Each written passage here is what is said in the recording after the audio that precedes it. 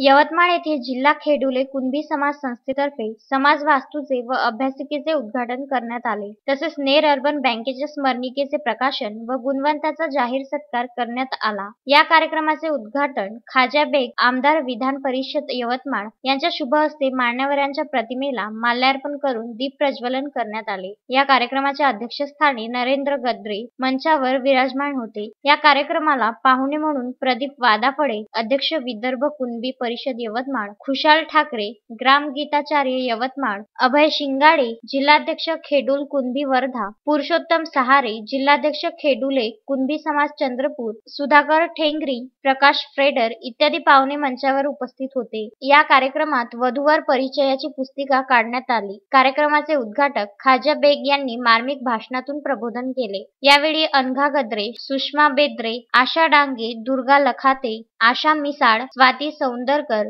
मीना बोधे व अन्य खेडुले कुणबी समाज उपस्थित होता। या कार्यक्रमाचे सूत्रसंचालन वैभव बगमारे, प्रास्ताविक नामदेव प्रधान तर आभार योगेश ढोले यांनी केले। पाहुण्यांच्या आभाराने कार्यक्रमाची सांगता झाली। आज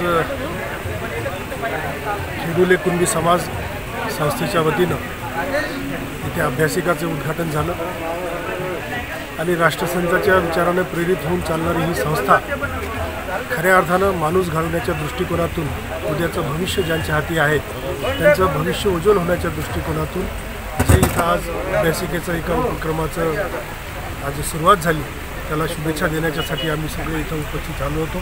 नवनाथ दरोई, विदर्भ न्यूज, नेर।